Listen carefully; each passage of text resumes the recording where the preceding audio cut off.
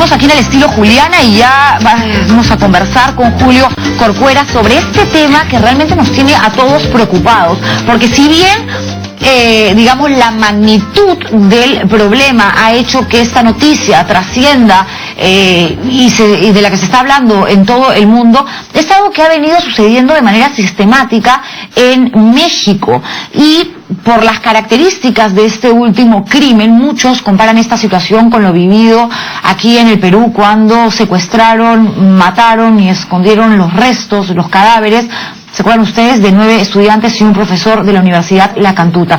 Julio Corcuera es analista de política internacional y está conmigo aquí en el programa para hablar acerca de esto terrible que viene pasando en México. Muchas gracias por venir. No, con mucho gusto, muy buenas noches. Bueno, la noticia hoy fue que la Fiscalía Mexicana había confirmado que los 43 estudiantes desaparecidos habían sido asesinados. Sin embargo, todavía esta información no se ha podido corroborar, y lo decía antes de la pausa comercial. Los padres de familia son los primeros en pedir que continúen las investigaciones, que no se queden tranquilos con este dato, con esta supuesta confirmación, porque podría esto ser una cortina de humo, o efectivamente se puede hablar de algún otro asesinato, genocidio, pero no de los cuerpos de estos estudiantes desaparecidos, es decir, de sus hijos.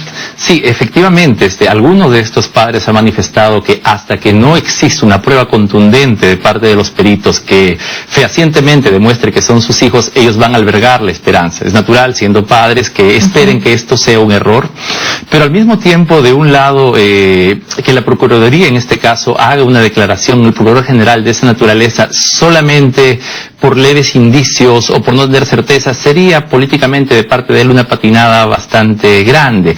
Habría que presumir que si el procurador sale y da una conferencia de prensa pues se expresa al mundo de esto, hay indicios más que razonables que esto sea así.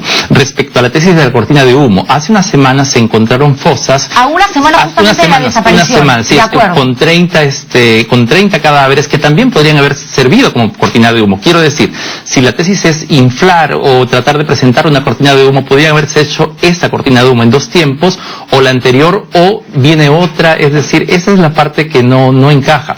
Una adicional es que, si bien es cierto, 43 estudiantes es sonoro, es lamentable, es penoso para el mundo entero, no es la primera vez, y lamentablemente me apena decir que no será posiblemente la última en que desaparecen estudiantes, periodistas, políticos, policías.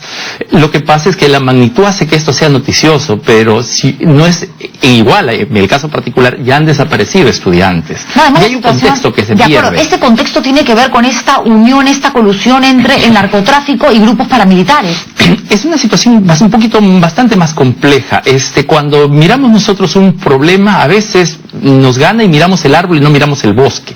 En realidad tiene aristas bastante más complejas, y yo voy a tratar de atisbar en el breve tiempo alguna de estas premisas. Cuando en México se vuelve la ruta principal de acceso de drogas a los Estados Unidos, inicialmente es una ruta de tránsito, es decir, por ahí ingresan y pasan. Luego, México desarrolla un mercado de consumo. Cuando un espacio deja de ser de tránsito y pasa a ser un espacio de consumo, los carteles empiezan a pelear por la plaza. Claro, porque ya la competencia es más brava, evidentemente. Exacto, porque ya tengo un producto y un mercado. Cuando es una ruta de tránsito, la ruta de tránsito puede compartirse por todos, pero cuando es mi mercado, mi plaza de venta, entonces esta ya no es tan compartible. Bueno, y los cárteles más importantes de droga ahora están localizados justamente en México, que dicho sea de paso se lo permite porque es un país muy grande. Y porque además tiene al principal consumidor de cocaínicos como vecino. Por eso México y porque cuando Colombia tenía el cártel de Cali y el cártel de Medellín en plena operación en los tiempos de apogeo de Escobar, la ruta era la ruta aérea, la ruta Florida. Por eso es que, por ejemplo, cuando se televisa se habla del Señor de los Cielos. De acuerdo, no, de acuerdo. Ahora, pero ¿qué pasa?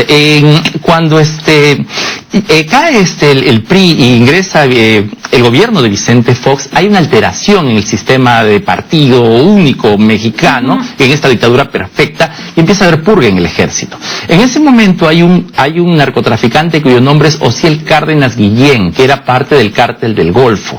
Este narcotraficante tiene pleito con otros carteles y busca construir un brazo armado de seguridad que lo defienda. Y no tiene mejor idea, en términos más macabros posibles, que traer a un grupo de comandos especiales del grupo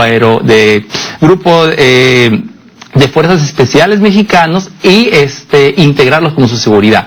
Estos grupos se comunicaban por una frecuencia que era de Z1, Z y tanto, y este grupo se hizo llamar los Zetas. Inicialmente el brazo armado del Cártel del Golfo, claro, y los Zetas ingresan en esta zona del Cártel del Golfo, la diversifica el negocio, la extorsión, secuestros, y con ellos viene una variable, la muerte como mensaje.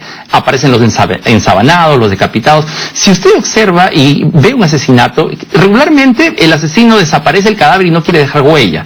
Pero la violencia mexicana es una violencia en donde existe el crimen, y yo muestro además el crimen en una sala. Claro, porque es una manera además de dar un mensaje. De dar un mensaje y decirle al gobierno, acá los que mandamos somos nosotros. Y al otro cartel. ¿Qué es lo que pasa también con el sicariato ahora en nuestro país, que se trasladó a Lima y que se está manifestando de una manera bastante fuerte, ¿no? Porque podrían estos sicarios matar en la noche para no dejar evidencia, para que nadie los vea, para que no hayan mayores pruebas. Sin embargo, lo vemos, y en distritos como Miraflores, San Isidro, donde llega una moto con una persona, tiro letal, y ese tipo muere. Claro, la diferencia es que los sicarios no secuestran a una persona, no graban un video, no lo cuelgan en YouTube, no le cortan la cabeza. Claro. No hemos visto, no esperamos ver un ensabanado en la vía expresa con un cartel, como sí se ha visto en una serie de ciudades. De acuerdo, pero lo que está pasando, Julio, en México ahora con estos 43 estudiantes, es que, claro, ya se ha confirmado oficialmente a través de la Fiscalía que se trata de los cuerpos de estos chicos, pero se están basando en los testimonios de los detenidos, que evidentemente tienen mucha consistencia, porque hay una coherencia, hay una lógica, pero no dejan de ser versiones. Exacto. Y sobre lo que se ha hallado, tampoco se puede hacer mucho, porque hoy hablaba con el doctor Elmer Huerta, que a su vez se había comunicado con peritos extranjeros, y me decía, Juliana, en realidad, tratar de encontrar el ADN para compararlo con el de los desaparecidos y saber si efectivamente se trata de estos 43 estudiantes es muy difícil, porque estamos hablando de cenizas, salvo que ahora que van a ser llevados estos restos a un laboratorio en Austria, se puede encontrar con suerte algún pedazo de cráneo, dientes o alguna materia orgánica que permita ir más allá en las investigaciones. Y mientras tanto, ¿qué hacemos? Y si no se encuentra, ¿qué va a pasar? La parte verosímil de esta historia es que, como diría Humberto Eco, la historia encaja, es decir, hace sistema. La zona, la ruta, efectivamente el relato en el cual estas personas son detenidas en Iguala, son trasladadas a Cocula, y donde efectivamente se ubica estas personas. Luego, cuando los detenidos afirman están en tal lugar y van a buscarlo en el basurero y lo encuentran, habría que asumir entonces que, de todas maneras, cuando una persona dice está en ese lugar y encuentran cuerpos, quiere decir que habría que asumir que hubieron otro número de desaparecidos importante previo, y que ellos también lo hicieron y que lo ubicaron. Claro, porque lo que han dicho estos 3 detenidos en sus manifestaciones es que algunos murieron asfixiados mientras eran trasladados, efectivamente, y que a otros los mataron y luego con querosene prendieron fuego a los cadáveres para ponerlos en estos basureros, y que además fueron detenidos por la policía y entregados a este grupo Guerreros Unidos. Exactamente. Pero claro, hay que entender también y ponerse un poco en los zapatos de los familiares. No, sin duda. Sobre todo cuando culturalmente nosotros, esta parte del mundo cree mucho en la despedida de una persona cuando muere a través de una ceremonia en cuerpo presente. Claro. Entonces, ¿cómo vas a despedir a tu hijo, a tu hermano, basándote en lo que para ti no es lo suficientemente contundente para hacer un duelo y despedir? Claro, eso es, digamos, lógico, pero y es entendible. Naturalmente, si yo fuera parte de familiar, yo esperaría que esto sea un error, y la esperanza la albergaría siempre. Me parece natural, razonable que esto sea así, entendible completamente. La otra pregunta, de contrario censo, sería la siguiente: ¿y si no están ahí, dónde están? ¿En otra fosa? Suponer que están encerrados, encarcelados, como rehenes de algo, es difícil de imaginar, porque además hay un patrón de conducta de parte de estos grupos de crimen organizado que existe. Ahora nosotros hablamos, y es noticia, porque hablamos de 43 jóvenes desaparecidos, pero por ejemplo en el 2011 en Iguala desaparecieron 2 estudiantes y no tuvo el impacto de noticia. Para los padres, para los familiares, claro que sí. En el 2013 también desaparecieron otros estudiantes. Y también periodistas. Y tradicionalmente los periodistas, esa es una diferencia, por ejemplo, con algunas otras circunstancias. Si el periodismo ejerce una labor de investigación y acusa, acá hay un narcocandidato, acá hay tal cosa, acá hay lo otro, y la presión, digamos, de la sociedad hace que se retiren, se cumple un rol, pero en un espacio en donde el periodista intenta hacer investigación y es desaparecido, no solo es disuasivo, sino que implica niveles de control del cártel tremendamente altos. Pero ahora han pasado 41 días desde que desaparecieron estos 43 estudiantes, pero ahora las críticas se han concentrado en el gobierno, porque por más que el presidente mexicano ha salido indignado a decir que esto no lo va a permitir, que este nivel tan peligroso de violencia, las mafias organizadas, las bandas, estas grandes organizaciones coludidas con policías, con paramilitares y demás, tiene que acabar, la gente le dice sí, pero lo dices ahora, actuaste tarde y actuaste encima mal. ¿Cómo lo ves tú? Eso tiene una serie de aristas. En principio, se ha escrito mucho de los partidos únicos y mafias. En los lugares donde ha existido partidos únicos, sobre la institución en la que redes de dominio se han establecido 10, 20, 30 años, se han establecido redes de corrupción. De eso se ha escrito, por ejemplo, el caso de Unión Soviética, China, Ucrania, Bulgaria, etcétera, etcétera.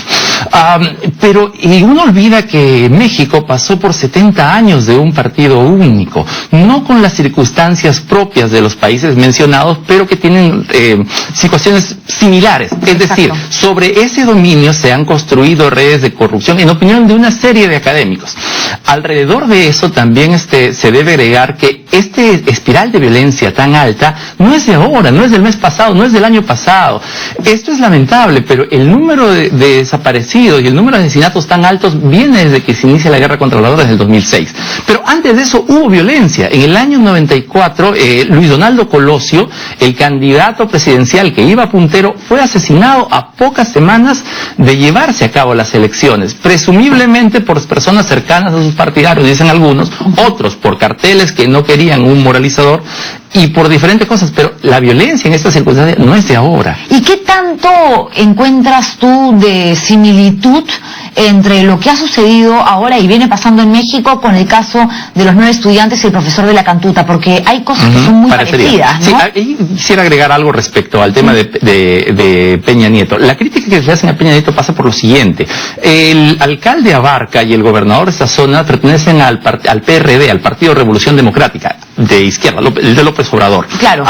Pero, sin embargo, la respuesta de Peña Nieto viene semanas después, no inmediatamente. No hay una indignación inmediata, no hay una determinación inmediata. Eso es lo que se le critica. Eso es lo que se le critica. O sea, ahora, claro, ahora se indigna, ahora parece, pero no fue su reacción inmediata. Que debió serlo, además, sobre todo porque se esperaba. Hay toda una historia de violencia y de sucesos que se han ido sumando hasta llegar a este, que de hecho es el que más, como bien lo explicaba, ha repercutido por la cantidad de desaparecidos y por esta narrativa, además, y manifestación y explicación tan sórdida y cruel de cómo se llevaron a cabo los hechos. La impunidad con que ha actuado el alcalde, la pareja, alcalde, están mal de la cabeza, están... eso es una locura. Totalmente. O sea, eso es una novela aparte. Pero para responder a su pregunta, la Cantuta, ciertamente si uno mira estudiantes allá, estudiantes acá, desaparecidos allá, encontraría en ese contexto similitudes. Sin embargo, la situación es más compleja de lo que parecería. ¿Por qué? Por lo siguiente, en principio, los estudiantes de la Cantuta y el profesor desaparecido lo hacen en otro contexto. Digamos, no, en el caso mexicano estamos hablando de violencia ligada a cárteles de la droga. En el otro caso hablábamos de un grupo paramilitar clandestino que tenía el objetivo de buscar terroristas. Le habían dado el dato de que estos eran terrucos, entraron, los agarraron, se los llevaron, los mataron, los fusilaron en realidad y luego escondieron los restos en Cineguilla. Claro, y el gobierno lo negó en ese momento. Sí, claro que sí. No, lo recuerdo con claridad. Acá no ha pasado nada, pero han desaparecido los estudiantes. Claro acá no ha pasado nada. Cuando inclusive se hallan las cosas... sí pasó algo. Recuerdo que un representante del Ministerio Público, me parece, pidió que se acredite la existencia de estas personas para poder aceptar la denuncia. Por eso, ¿por qué no pensar que Peña Nieto se está haciendo de la vista gorda como se hizo el gobierno en el gobierno de Fujimori cuando esto sucedió? Ya, hay que ver algunas circunstancias interesantes a partir del siguiente sentido. En los últimos años la seguridad ha sido un tema constante, pero la seguridad ha migrado.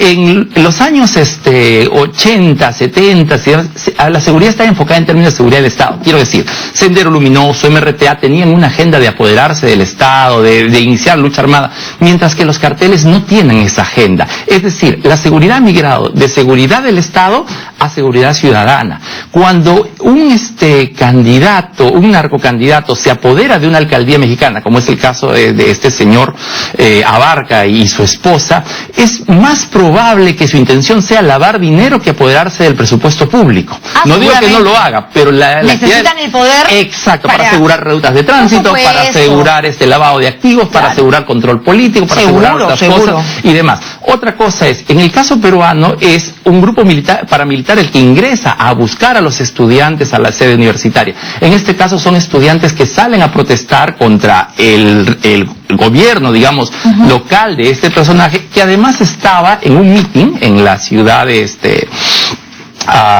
Ayotzinapa, desde ahí de parte de los estudiantes de Iguala, llegan cerca de las 9 de la noche más o menos. Ellos van a protestar frente a una actividad política en la que supuestamente este alcalde iba a presentar a su esposa María de los Ángeles Pineda, iba a iniciar la campaña para que lo suceda. Exacto. Algo así como los Kirchner en términos de gobierno local. O lo que podría suceder si Nadine Heredia dijera sí voy a postular en 2016. Que no va a pasar. Con circunstancias totalmente distintas. Y además, recordemos que es esta señora la que tiene cuyos hermanos estuvieron plenamente ligados al cartel de los hermanos Beltrán Leiva. Y justamente del cartel de los Beltrán Leiva existen subgrupos, y uno de esos subgrupos es Guerreros Unidos, que está vinculada a la muerte, exactamente, al asesinato de estos estudiantes. Para terminar, Julio, porque se nos va el programa. Claro. Tú dices, claro, todo esto viene sucediendo en México, pero hay que tomar en cuenta de que hay un vínculo, un nexo muy fuerte, trabajan juntos y tienen el mismo objetivo, la gente, los delincuentes ligados al narcotráfico y estos exmilitares que han formado sus propias mafias. Pero en el Perú también hay que tomar en cuenta que ahora los narcotraficantes tienen su brazo armado, que es Sendero Luminoso, y que operan en el Braem y en otras zonas, y que se está hablando de un narcoterrorismo que viene ejecutando acciones cada vez más agresivas e incluso amenazan, como lo presentó un programa de televisión hace muy poco, con empezar otra vez a tirarse abajo torres de luz y demostrar que tienen la fuerza que en algunas partes, sobre todo en Lima, creemos que ya no existe para continuar con este mecanismo que tenía de ejecutar, matar y decir estamos aquí presentes los terroristas allá por la época de los 80, ¿no? Los niveles de violencia no son comparables, lo cual no quiere decir que este no sea un problema que no se deba atender, que el Estado no haga esfuerzo o que no se concentre. Y no son comparables por la siguiente razón. En México hay en estos últimos años más de 60,000 muertos, calculan algunos. Y hay una variable más estructural que es distinta.